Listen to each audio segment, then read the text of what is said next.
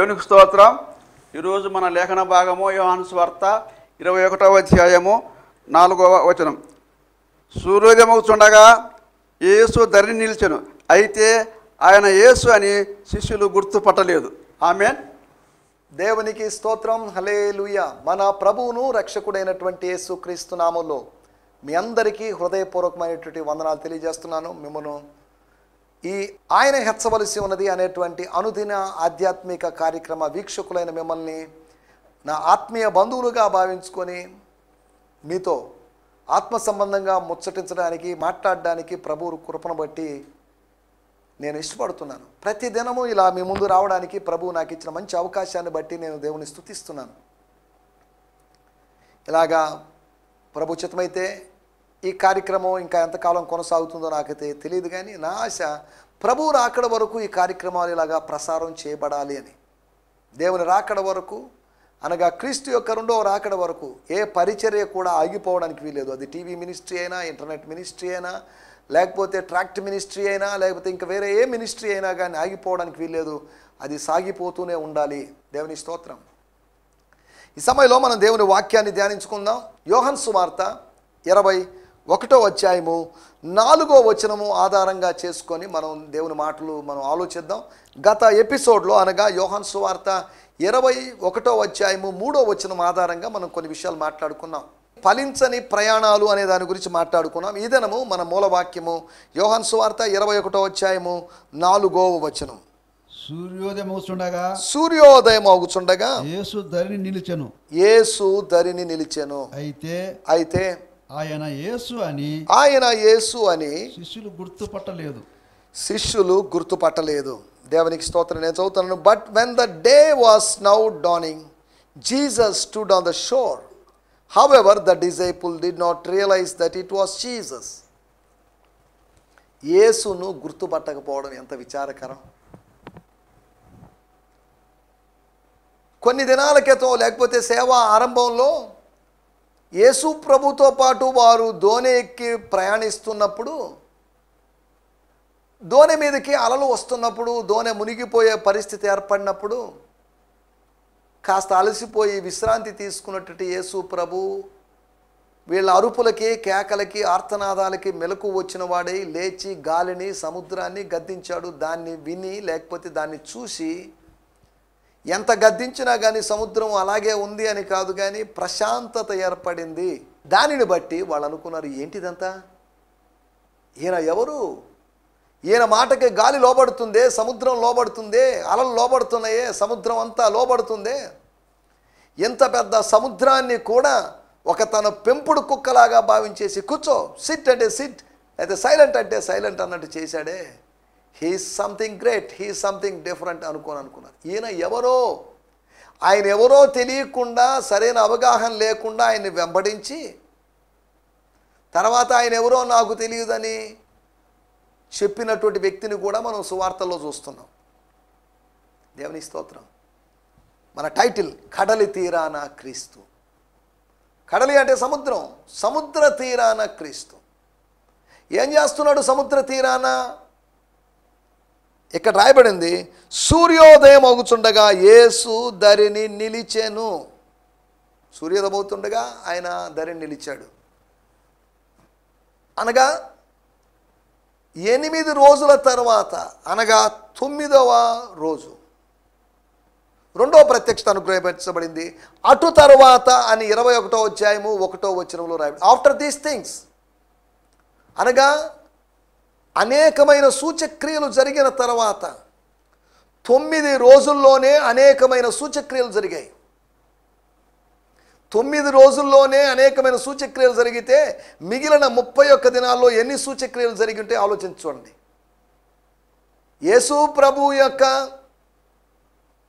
పరిచర్య, post resurrection ministry, పునరుత్థానం తర్వాత పరిచర్యను 2గా విభజించుకుంటే 9 రోజులు, మొదటి 9 రోజుల పరిచర్య ఒక ఎత్తు అయితే మిగిలిన 31 రోజుల పరిచర్య ఒక ఎత్తు. మిగిలిన 31 రోజుల పరిచర్య గురించి కాకపోయినా, లేకపోతే 3వ ప్రత్యక్షత తర్వాత జరిగిన విషయాల గురించి 21వ అధ్యాయము 25వ వచనంలో యేసు చేసిన కార్యములు ఇంకను అనేకములు కలవు. ఇక్కడేమో యేసు చేసిన కార్యములు అన్నాడు. యోహాను సువార్త 20వ అధ్యాయం 30వ వచనంలో మరియు అనేకమైన ఇతర సూచక్రియలు అన్నాడు. 20వ అధ్యాయంలో సూచక్రియలు అన్నాడు, 21వ అధ్యాయంలో యేసు చేసిన కార్యములు అన్నాడు. సూచక్రియలు, కార్యాలు. సూచక్రియల కన్నా గొప్పవో, సూచక్రియల కన్నా తక్కువో, సూచక్రియలతో సమానమైన క్రియలో,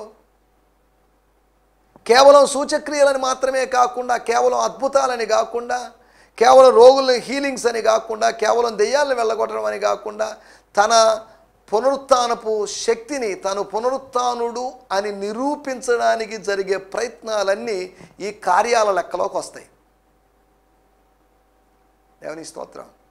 సరే, ఏదేమైనప్పటికీ 20వ అధ్యాయము 30వ వచనము మరియు 21వ అధ్యాయం 25వ వచనం 2 వచనాల్ని మనం పోల్చుకుంటే 40 రోజుల పరిచర్యలో, అనగా పెంతెకోస్తు ముందు ఆయన ఆరోహణానికి ముందు జరిగినట్టు పరిచర్యలో, ఆయన మరణానికి ముందు జరిగిన పరిచర్యలో కన్నా, అనగా 3.5 సంవత్సరాల కాలపు పరిచర్య కన్నా 40 రోజుల పరిచర్యలో కార్యాలు ఎక్కువ జరిగాయి. 3.5 సంవత్సరాల పరిచర్య, that's a general ministry for disciples, for Gentiles, for juice and everybody. 3 రకాల ప్రజల కోసం 3.5 సంవత్సరాల పరిచర్య జరిగింది. కానీ ఈ 40 రోజుల పరిచర్య ఉంది, ఇట్స్ మెయిన్లీ ఫర్ డిసైపుల్స్, శిష్యుల కొరకు మాత్రమే జరిగిన పరిచర్య. దేవుని స్తోత్రం. ఈ మాట చెప్పినప్పుడు ఒక మాట చెప్తాను. ఇంతకుముందు ఎపిసోడ్లో కూడా నేను ఇంచుమించు చెప్పి ఉంటాను, చెప్పకుండా ఉండను. యేసును గురించి యూదా చరిత్రకారుడైనటువంటి జోసిఫస్ చెప్పినట్టు ఒక మాట ఏంటంటే, ఆయన తన జీవిత కాలంలో అనేకమైన అద్భుతాలు చేశాడు. ఆయన కనీసం ఒక 10,000కు పైగా అద్భుతాలు చేశాడు అని జోసిఫస్ అనే చరిత్రకారుడు చెప్పాడు. 10 సంవత్సరాలు 20 సంవత్సరాల్లో కాదు, 3.5 సంవత్సరాల్లో 10,000కు పైగా అద్భుతాలు చేశాడు అని చెప్పాడంటే 3.5 సంవత్సర కాలంలో 10,000 అద్భుతాలు. ఒక సంవత్సరానికి కనీసం ఒక 3,000 అద్భుతాలు. ఇలా లెక్క చూసుకుంటూ వస్తే ఇంచుమించు గంటకో అద్భుతం తన పరిచర్య జీవితంలో చేసినట్టు చూడగలం. ఆశ్చర్యకరుడు, అద్భుతకరుడు అని యేసును గురించి చెప్పబడింది. అద్భుతాలను కూడా ఆయన సులభంగా చేసేసాడు. మనం నీళ్ల మీద నడవలేము, నీళ్ల లోపల నడుస్తాం, లేకపోతే నేల మీద నడుస్తాం. ఆయన సింపుల్గా నీళ్ల మీద నడిచేసాడు. మనిషి జ్ఞానానికి అతీతమైన కార్యాలను ఈ లోకంలో ఉన్నప్పుడు ఆయన చేశాడు అనే సంగతి మనం గుర్తుపెట్టుకోవాలి. He made or he did extraordinary things or impossible things. అసాధ్యమైన కార్యాలని ఆయన సుసాధ్యాలుగా చేశాడు. ఇది ఇలా చేయగలనా? చనిపోయిన వాళ్ళని లేపగలడం. ఎలీషా చచ్చిపోయాడు, ఎలీషా సమాధిలో వేరొకతన్ని వేశారు. ఎలీషా ప్రమేయం లేకుండానే కార్యం జరిగింది. కానీ యేసు ప్రభు పిలిస్తే, యేసు ప్రభు పిలిచాడు. ఒక చిన్నమ్మాయిని పట్టుకొని లేపాడు. ఒక బాబుని పాడెను ముట్టి స్వస్థపరిచాడు. ఐతుకు అనేటువంటి వ్యక్తి మీద పడి అతన్ని లేపినట్టుగా పౌలు గురించి మనం చూస్తున్నాం. తబితా దొర్కస్ అనేటువంటి ఆమెని పేతురు గారు బ్రతికించినట్లుగా మనం చూస్తున్నాం. కానీ యేసు ప్రభు ఒక డిఫరెంట్ స్టైల్లో కార్యాలు చేశాడు. పేతురు నీడను పడితే జనాలు బాగుపడ్డారు. పౌలు యొక్క దేహానికి వస్త్రాలు తగిలితే బాగుపడ్డారు. అనేక మంది రోగులు బాగుపడ్డారని చెప్తుంది చరిత్రలో 19వ అధ్యాయం అపోస్తల కార్యములు. కానీ యేసు ప్రభు యొక్క పరిచర్య భిన్నంగా ఉంది. ఒక పర్పస్, యేసు ప్రభువే దేవుడని నిరూపించడానికి వాళ్ళు అనేక ముందు కార్యాలు చేస్తే, యేసు ప్రభు తన శిష్యుల ఎదుట తాను తిరిగి లేచాను అని నిరూపించడానికి అద్భుతాలు చేశాడు. దేవునికి స్తోత్రం, హల్లెలూయా.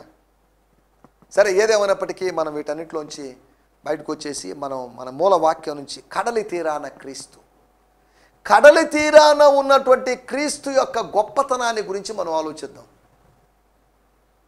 ఈ మాటలు చెప్పినప్పుడు నా మనసులో వచ్చినటువంటి 3 మాటలు మీ దగ్గరికి తీసుకొస్తాను. మీ ముందు ప్రస్తావించాలని ఆశిస్తున్నాను. 3 విషయాలు, అయితే 3 వ్యక్తుల గురించి. మొట్టమొదటి విషయము, ఆదికాండము 32వ అధ్యాయము 31వ వచనము. జెనిసిస్ 32:31. అతడు పెనుయేలు నుండి సాగిపోయినప్పుడు సూర్యోదయమాయను. అప్పుడు అతడు తొడకుంటుచు నడిచెను. దేవునికి స్తోత్రం. గమనించాలి, ఒక గాయముతో, ఒక నొప్పితో, ఒక బాధతో కుంటుతూ నడుస్తున్నట్టు ఒక వ్యక్తి మనకు కనిపిస్తున్నాడు. ఆయన పేరు యాకోబు. ఆయన ఒక రేవు, యబ్బోకు రేవు, రివర్ యబ్బోకు రేవు లేకపోతే యబ్బోకు అనేటువంటి నది దగ్గర ఆయన ఉన్నాడు. నదీ తీరములో రాత్రంతా గడిపాడు. ఉదయాన్న సూర్యోదయం అవుతుండగా ఆయన నడకను ప్రారంభించి రేవు దాటి రేవు అవతల ఉన్నటువంటి తనకు సంబంధించినటువంటి తన వాళ్ళైనటువంటి 69 మందిని కలుసుకోవడానికి ఆయన వెళ్ళాడు. ఆయన నదీ తీరము నుంచి సూర్యోదయ సమయానికి వచ్చేసి 69 మందిని కలుసుకోవడానికి వెళ్ళాడు. కానీ యేసు సూర్యోదయము సమయంలో ఈ సముద్ర తీరంలో 7 మందిని కలుసుకోవడానికి వెళ్తున్నాడు. యాకోబు స్టోరీ జరిగినటువంటి 4000 సంవత్సరాల తర్వాత యాకోబు బలిష్ఠుడు అని పిలవదగిన వాడు. ఆయనకి తొడగూడు మాత్రమే వసిలింది, కానీ ఈయనకి అరచేతులు, అరికాళ్ళు, పక్క ఆయనకు ఒక్క గాయమైతే ఈయన పంచ గాయాలతో తన అనుచరుల దగ్గరికి వస్తున్న సందర్భాన్ని మనం చూస్తున్నాం. కాబట్టి మొట్టమొదటి విషయము, ఆయన యాకోబు కంటే గొప్పవాడుగా నాకు కనిపిస్తున్నాడు. యాకోబు కన్నా, పితరుడైనటువంటి యాకోబు కన్నా గొప్పవాడు. అవును, యేసు యాకోబు కన్నా గొప్పవాడే. కానీ యోహాను సువార్త 4వ అధ్యాయంలో చూస్తే ఆ స్త్రీ అడిగింది, సమరయ స్త్రీ అడిగింది, అయ్యా నువ్వేదో చెప్తున్నావు బాగానే ఉంది, నీవు మా పితరుడైనటువంటి యాకోబు గారు ఉన్నారండి, ఆయన అబ్రహాము కుమారుడైనటువంటి ఇసాకు కుమారుడైన యాకోబు, ఆయన కన్నా లేకపోతే మా తండ్రి అయినటువంటి యాకోబు కన్నా నువ్వు గొప్పవాడేనా? Are you greater than Jacob our forefather? చెప్పండి సార్ అని అన్నప్పుడు యేసు ప్రభు చెప్పిన మాటలు, లేదు యాకోబు తక్కువడు నేను గొప్పవాడు అని చెప్పుకోలేదు, కానీ తన యొక్క గొప్పతనం ఆమెకు తెలియాలి అనే విధంగా ఆమెతో మాట్లాడడం, సంభాషించడం ఆరంభించాడు. తర్వాత ఆమె ఈయన మెస్సియా అని గుర్తించింది. వాళ్ళు ఎదురు చూస్తున్నటువంటి తాహెబ్ అనే వ్యక్తి అని భావించింది. ఆయన్ని లోకరక్షకుడిగా ప్రకటించిన సందర్భాన్ని మనం చూస్తున్నాం. కడలి తీరాన ఉన్నటువంటి క్రీస్తు, మనం లేఖన భాగాలు గమనిస్తే ఇక్కడ ఆయన సూర్యోదయం అవుచుండగా యేసు ధరిని నిలిచెను. మత్తయి సువార్తలో మనం 13వ అధ్యాయంలో మనం గమనిస్తే యేసు కడలి తీరాన ఏం చేస్తున్నాడు అనేటువంటి విషయాన్ని మనం చూడగలం. ఏం చేస్తున్నాడు అక్కడ?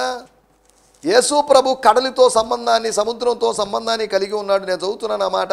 ఆ దినమందు యేసు ఇంటి నుండి వెళ్ళి సముద్ర తీరమున కూర్చుండెను. ఇక్కడ సముద్ర తీరమున నిలుచుండెను, ఇక్కడ సముద్ర తీరాన కూర్చుండెను అని రాయబడింది. దేవునికి స్తోత్రం, హల్లెలూయా. మార్కు సువార్తలో మనం చాలా జాగ్రత్తగా గమనిస్తే 1వ అధ్యాయము 16వ వచనంలో రాయబడిన మాట, ఆయన గలిలయ సముద్ర తీరమున వెళ్ళుచుండగా, he was walking on the shore of the sea of Galilee. ఏ సముద్ర తీరమున నిలిచాడో కొన్ని సంవత్సరాల క్రితం, అనగా 3-3.5 సంవత్సరాల క్రితం ఆ సముద్ర తీరంలో నడుచుకుంటూ వెళ్ళి వలలు బాగు చేసుకుంటున్న వారిని కనుగొని వారిని పిలిచాడు, తనను వెంబడించమని ఆహ్వానాన్ని ఇచ్చాడు. ఒకటి, ఆయన సముద్ర తీరంలో కూర్చున్నాడు. రెండోది, ఆయన సముద్ర తీరంలో నడుస్తున్నాడు. మూడోది, ఆయన సముద్ర తీరంలో నిలుస్తున్నాడు. ఈ మూడిటి వెనకాల కొన్ని ఉద్దేశాలు ఉన్నాయి. భక్తులు సముద్ర తీరాల్లో, నదీ తీరాల్లో గడిపేవాళ్ళు. కేబారు నది, ఓలై నది అనేటువంటి వేరు వేరు నదులు, ఇలా నదుల దగ్గర భక్తులు ఉండేటువంటి వాళ్ళు. కేరీతు వాగు దగ్గర ఏలియా ఉన్నాడు. ఒక నది దగ్గర అపోస్తలుడైన పౌలు ప్రార్థన జరుగును అనుకొని కొంతమంది స్త్రీలతో సువార్త చెప్పినట్టుగా మనం చూస్తున్న అపోస్తల కార్యములు 16వ అధ్యాయంలో. అనగా ఇప్పుడు చూడండి, నాగరికత అంతా నదులను, సముద్రాలని ఆధారంగా చేసుకొని వెలసిల్లింది. నదీ తీరాల్లో లేకపోతే అన్య మత ఆరాధనలకు సంబంధించిన అనేకమైన కార్యక్రమాలు ఈ రోజుల్లో చూస్తున్నాం. దేవుని స్తోత్రం. మొట్టమొదటి విషయము, యాకోబు కన్నా గొప్పవాడైనటువంటి యేసు కడలి తీరాన ఉన్నాడు. కడలి తీరాన ఉన్నటువంటి క్రీస్తు గత కాలములోని కపట జీవితం కలిగినటువంటి యాకోబు కన్నా, కుంటుతూ నడిచినటువంటి యాకోబు కన్నా, ఆయన గాయపడి కుంటుతూ నడిచాడు. ఈయన గాయపడినప్పటికీ కూడా టీవీగా నడుస్తున్నాడు. ఆయనకు పునరుత్థానపు శక్తి కాదు, ఆయన సొంత శక్తి. అది యాకోబు యొక్క సొంత శక్తి. యేసులో ఉన్నది పునరుత్థానపు దేవుని యొక్క శక్తి. యేసును మృతులలో నుండి లేపిన వాని ఆత్మ అని దేవుని వాక్యంలో రోమాపత్రిక 8వ అధ్యాయంలో రాయబడింది. యేసును దేవుని ఆత్మ అయితే దేవుడు మృతుల్లోంచి లేపాడు. యాకోబు యొక్క బలిష్ఠుడు, యాకోబు కన్నా గొప్పవాడు కడలి తీరాన ఉన్నాడు. కడలి తీరాన ఉన్న క్రీస్తు మొట్టమొదటి విషయము, ఆయన యాకోబు కన్నా గొప్పవాడు. యాకోబు కుంటుతూ నడుస్తున్నాడు. యాకోబు యొక్క నడకలో తేడా ఉంది, కానీ యేసు ప్రభు యొక్క కాలికి గాయాలైనప్పటికీ కూడా ఆయన నడకలో తేడా లేదు. దేవుని స్తోత్రం. యేసు ప్రభు వచ్చి గాయపడిన తన చేతులు, కాళ్ళు లేదా పాదాలు వారికి చూపించాడు. చూడండి, ఆయన గాయాలు ఇంకా పచ్చిగా ఉన్నాయి. యాకోబు యొక్క గాయము పైకి కనిపించడం లేదు. యాకోబు యొక్క గాయాన్ని ఎవరికి చూపించినట్టుగా లేదు. ఆ సాకెట్ లేకపోతే ఆ నరము, తుంటి నరము ఏదో దెబ్బతినింది, లోపల జరిగింది. యాకోబుకి లోపల జరిగిన కార్యం, యాకోబు బలిష్ఠునికి బయట బాహ్యంగా దేహంలో జరిగిన కార్యం. దేవుని స్తోత్రం. యాకోబు కన్నా గొప్పవాడైనటువంటి యేసు. రెండో విషయాన్ని నేను మీకు జ్ఞాపకం చేస్తాను. కడలి తీరాన క్రీస్తు అనేటువంటి టైటిల్లో మనం ఆలోచిస్తున్నాం. కడలి తీరాన అనేటువంటి క్రీస్తు ఎవరెవరిని గుర్తు చేస్తున్నాడు, ఏమేం చేశాడు, ఏమేం చేస్తున్నాడు అనే దాని గురించి మనం ఆలోచిస్తున్నాం. రెండో విషయము, 2వ రాజుల గ్రంథము 2వ అధ్యాయము 13వ వచనము, 2 Kings మరియు 2nd chapter 13th verse. దేవునికి స్తోత్రం. మరియు ఏలియా దుప్పటి కింద పడగా, ఏలియా దుప్పటి కింద పడినప్పుడు అతడు దాన్ని తీసుకొని, అతడు అనగా ఎలీషా తీసుకొని యోర్దాను ఒడ్డునకు వచ్చి నిలిచి, యోర్దాను ఒడ్డునకు వచ్చి నిల్చొని ఒంటి మీద నుండి కింద పడిన ఆ దుప్పటిని పట్టుకొని, ఆ దుప్పటిని పట్టుకొని నీటి మీద కొట్టి, ఏలియా యొక్క దేవుడైన యెహోవా ఎక్కడ ఉన్నాడనను. దేవునికి స్తోత్రం. హల్లెలూయా. చాలండి.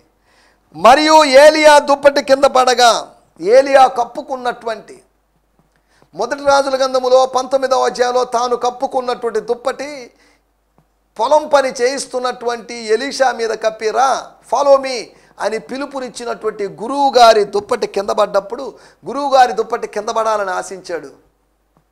ఎందుకు? పరలోకంలో దేనికి దుప్పటి? పైకి వెళ్తున్నప్పుడు దేనికి దుప్పటి? అగ్నిరథాల మధ్యలో వెళ్తున్నప్పుడు దేనికి దుప్పటి?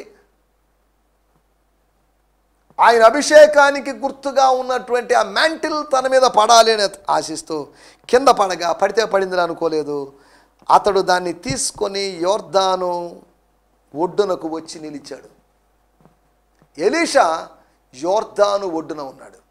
ఎలీషా కన్నా గొప్పవాడైనటువంటి యేసు ప్రభు గలిలయ సముద్రపు ఒడ్డున ఉన్నాడు. ఏలియా కన్నా గొప్పవాడు ఎలీషా అని చెప్తున్నారు, కానీ ఎలీషా కన్నా గొప్పవాడైనటువంటి యేసును మనం ఇక్కడ చూస్తున్నాం. ఏలీ ఏలీ లామా సబక్తాని అనే మాటను ఆధారంగా చేసుకొని యేసు ప్రభు సిలువలో వేదనను బట్టి అస్పష్టంగా మాటలు పలికినప్పుడు, ఎవరో మొన్న నేను ఇంటర్నెట్లో యూట్యూబ్లో చూస్తే ఏలీ ఏలీ లామా సబదాని అంటున్నాడు. సబదాని కాదు, సబక్తాని. దానికి ఏదో వేరే వేరే భాషల్లో ఏదో ఉందని ఏదో పిచ్చి వ్యాఖ్యానాలు చేశాడు ఆయన.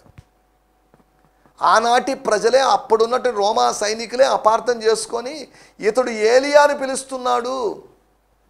రోమీయులు యేసుప్రభు మాట్లాడినటువంటి గ్రీకు భాష, యేసుప్రభు మాట్లాడిన అరామిక్ భాష మీద సరైన పట్టు అవగాహన లేకుండా అపార్థం చేసుకొని ఏలియాని పిలుస్తున్నాడు అని అనుకున్నారు. ఆయనకి ఏలియాని పిలవాల్సిన అవసరం లేదు. ఏలియాకి ఎప్పుడో వీడ్కోలు చెప్పాడు. ఏలియాతో రూపాంతరం కొండ మీద చెప్పాడు, మనం కలుసుకుందాం, మళ్ళీ త్వరలో కలుసుకుందాం అన్నట్టుగా.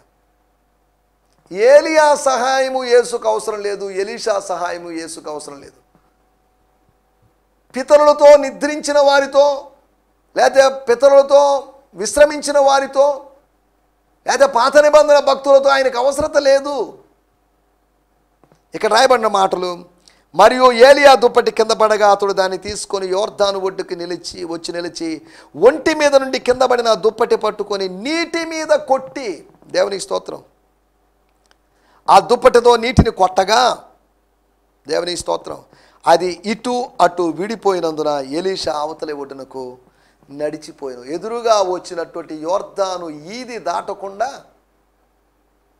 యోర్దానులో పడిపోకుండా, యోర్దాను మధ్యలో ఒక దారి కావాలి. ఎర్ర సముద్రం చేల్చబడినట్టుగా చేల్చబడాలని మోషే కర్ర చాచినప్పుడు చేల్చబడినటువంటి ఎర్ర సముద్రంలాగా దుప్పటితో నీళ్ల మీద కొట్టడం ఏంటి?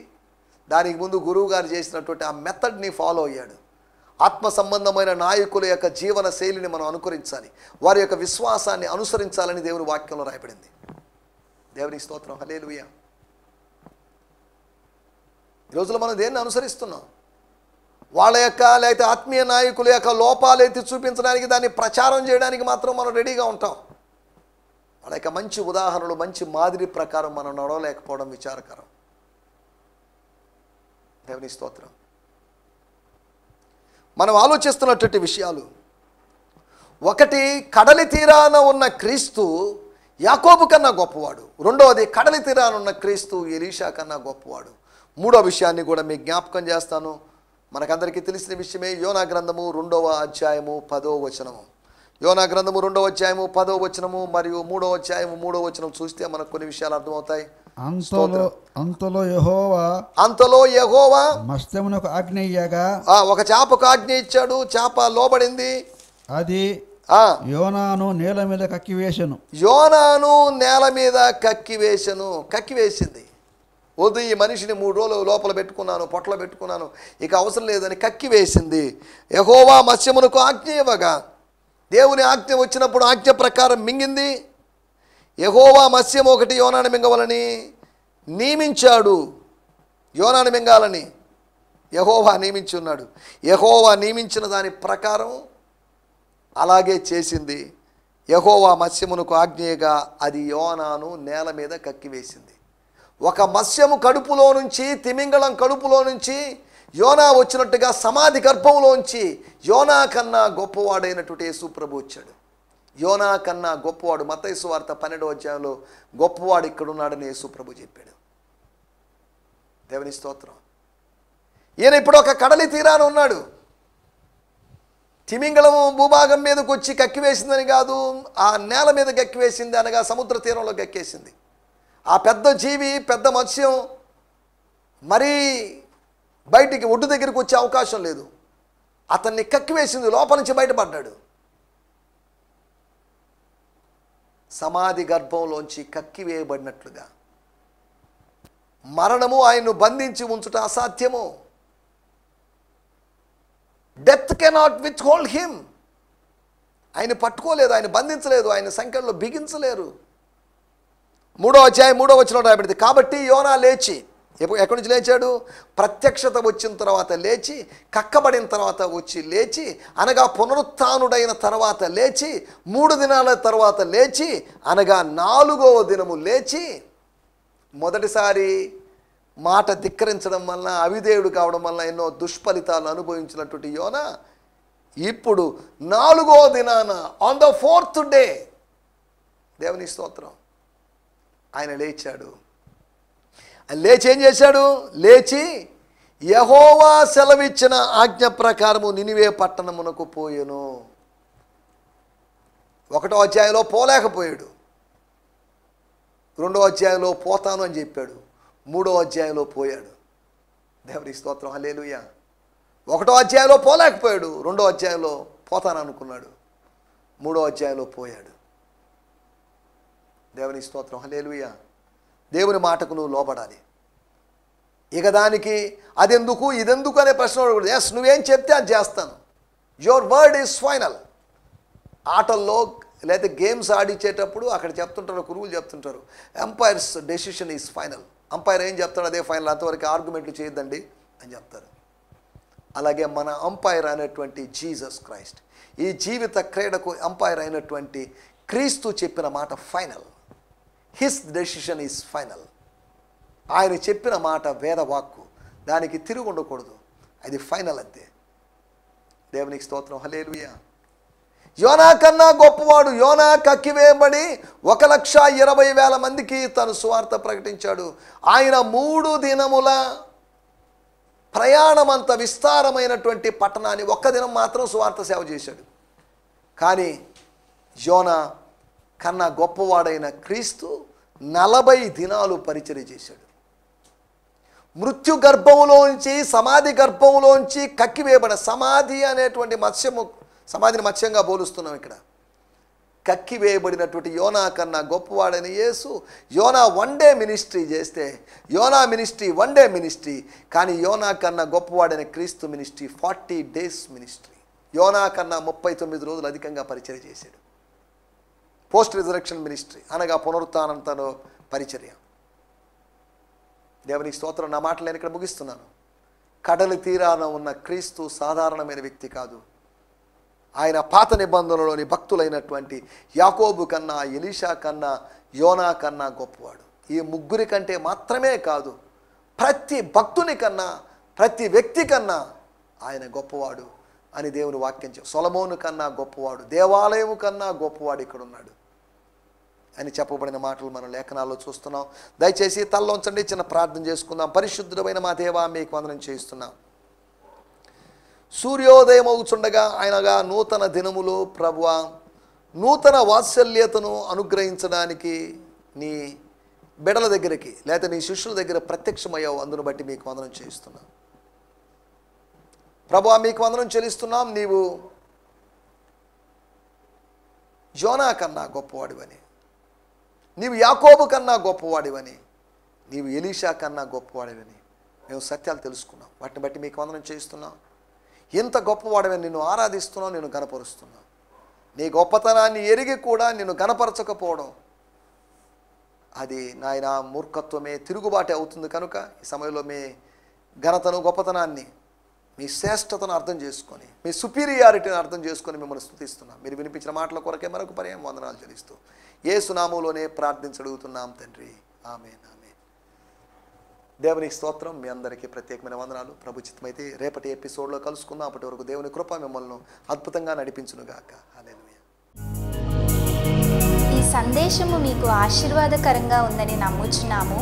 ప్రార్థన అవసరతల కొరకు మమ్మల్ని సంప్రదించవలసిన మా చిరునామా గిద్యోన్ మిషన్ చర్చ్, 6వ వీధి, శాంతినగర్, నెల్లూరు 4, ఆంధ్రప్రదేశ్. పిన్ 524004. మా ఫోన్ నంబర్లు 7036443613 మరి ఒక నంబర్ 9392293010. మా ఈమెయిల్ ఐడి gfihmi2015@gmail.com. దేవుడు మిమ్మును ఆశీర్వదించునుగాక. ఆమేన్.